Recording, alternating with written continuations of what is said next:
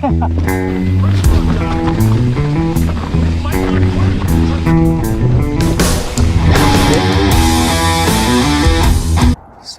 this is my 2019 Marin San Quentin 3. I got it in summer 2019.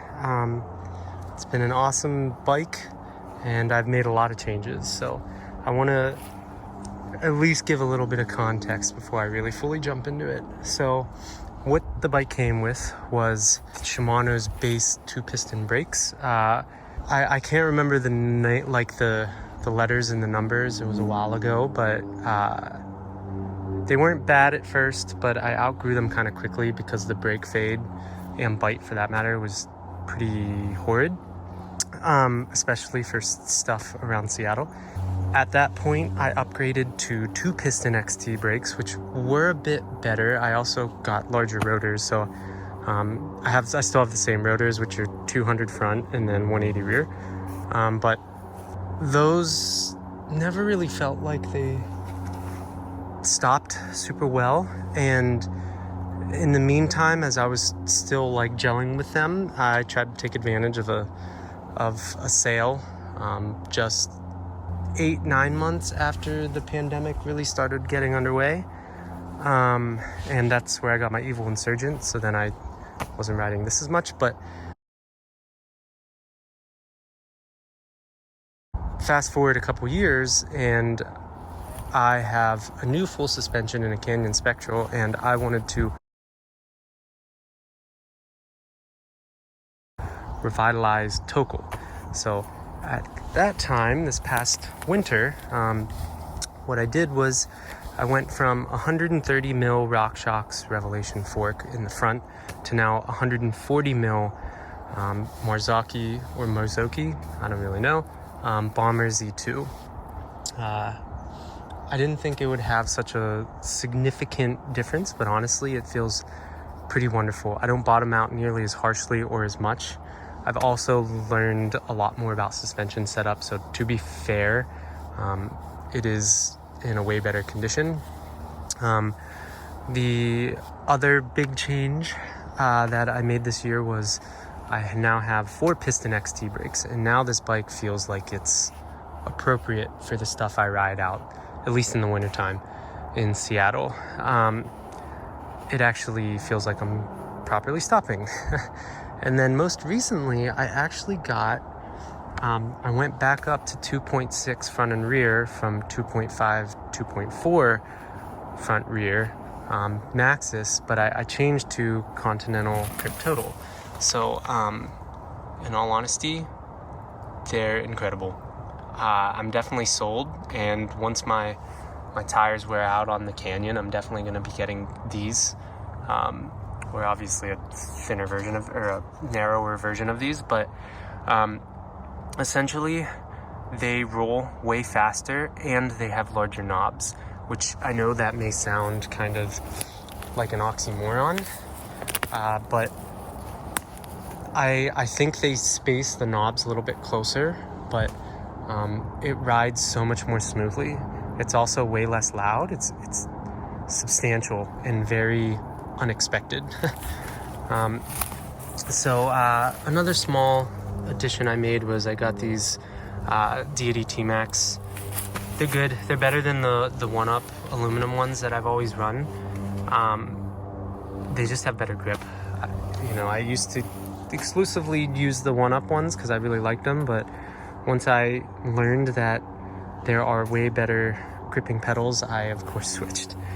And then I still have the base derailleur on, which is just an SLX. As you can see, an older SLX, so it's 1x11. Sometimes I do really feel the need to have a 12th gear, but since this is mostly a Tokal bike, so Tokal being my main winter riding spot that has most trails somewhere between like 200 to 600 foot gains, and no real crazy steep climb, I don't need it that much. Sometimes when I'm at lower 27, I'll feel the need for it, but mostly I'm pretty okay without it. And I feel like it would just be unnecessary money spent. So the biggest things are the brakes. The brakes are just absolutely wonderful, and the fork is pretty awesome too.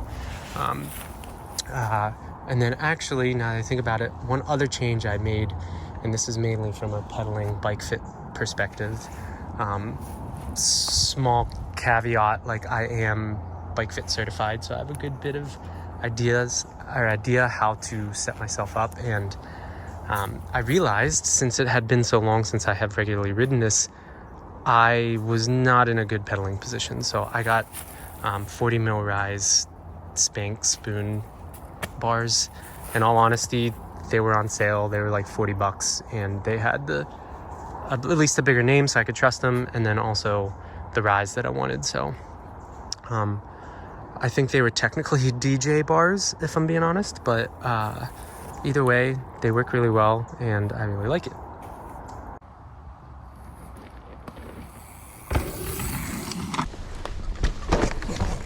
God. Oh, I always forget about that jump. Yeah. Had to huck that a little bit. Got hung up by slowly striking the pedal.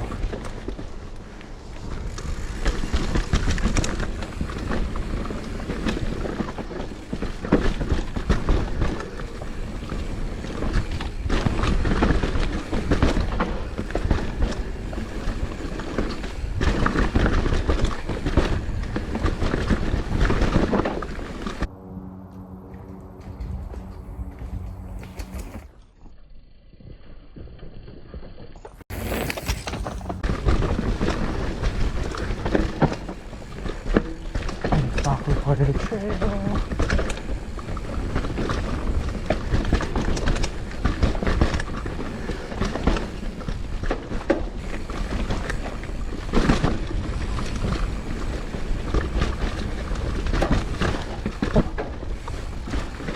Talk about some muck.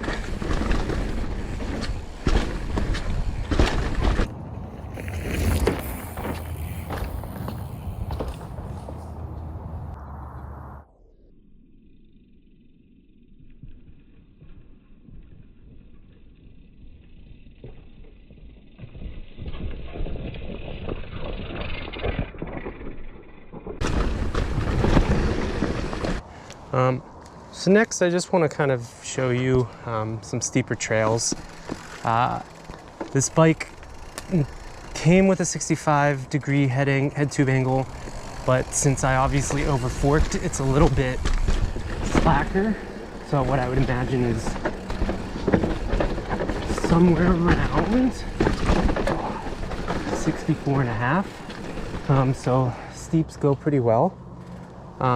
It is full 27.5, so like jumping is also pretty clean most of the time.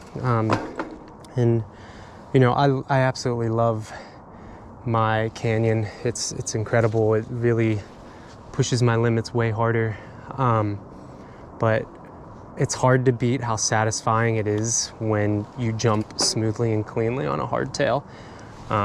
Unfortunately, this trail I'm on right now doesn't really have a whole lot of jumps except one huge sender that I'm just not on the level for.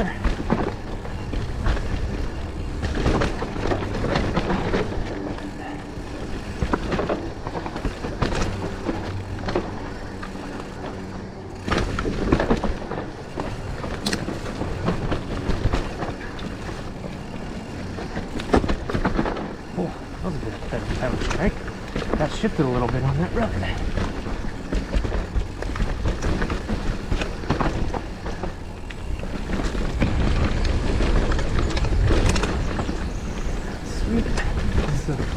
One little section where you get to open it up before it gets relatively steep again.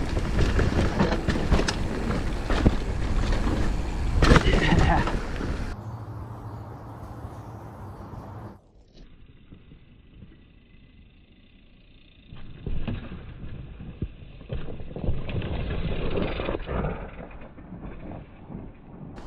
So jumping is fun, you know, again, there's not a super jumpy trail, so it's hard to fully show. That's okay.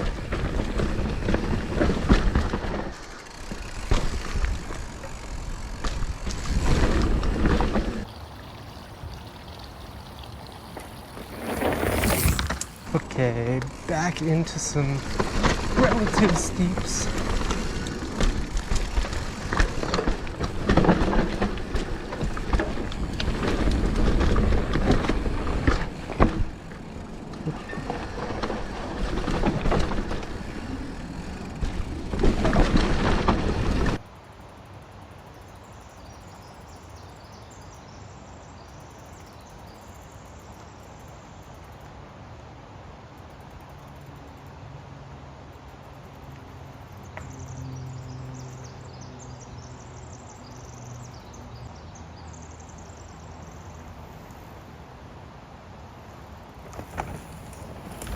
On some steep, slightly wet clay.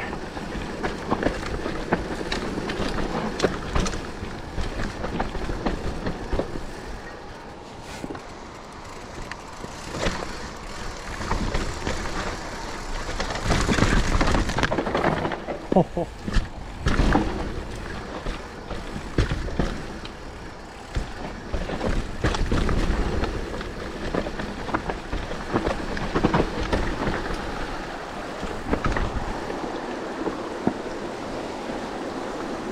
Terrifies me every damn time.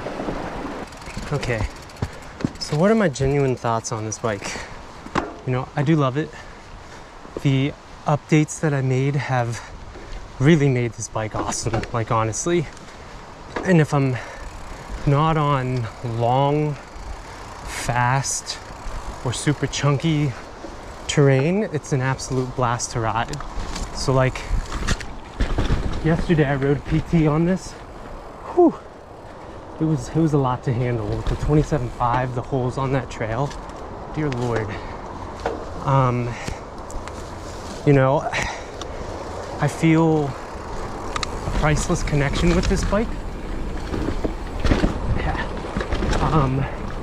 Just the worst feeling in the world is when you get mud in your eye. What I was saying was, I love this bike. I think it's absolutely beautiful. The way it's been updated has really just made this bike awesome.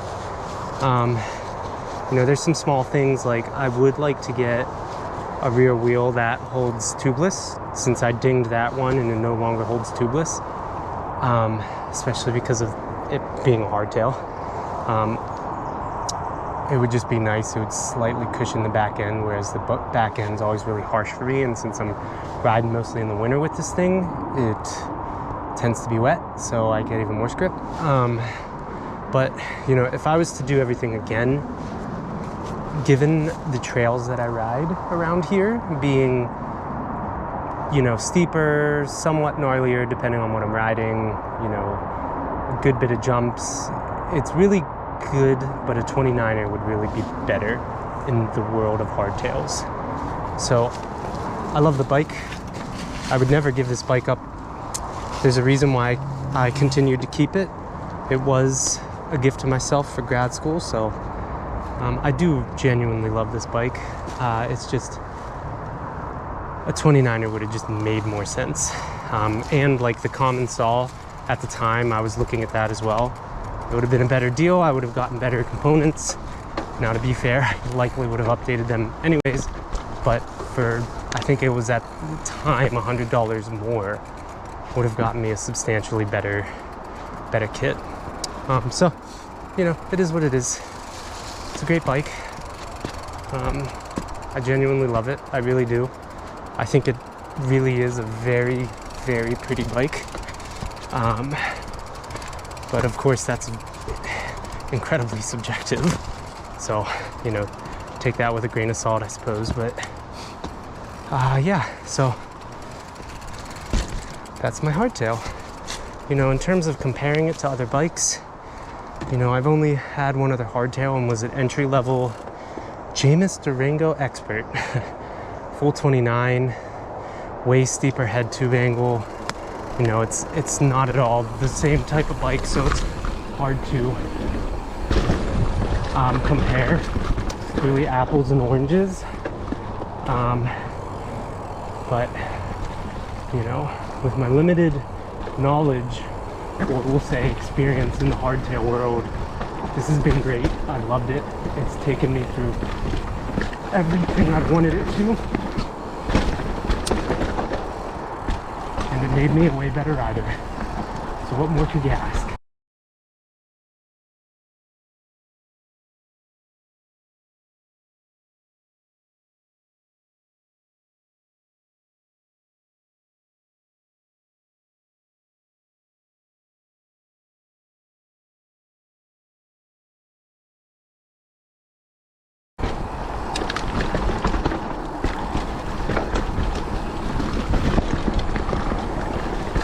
And it continues to make me a better rider. Because I could argue that the 27.5 just makes me a little smarter with how I ride. So you can't just send it. Not that you can necessarily send a full 29 hardtail, but it's relative, you know.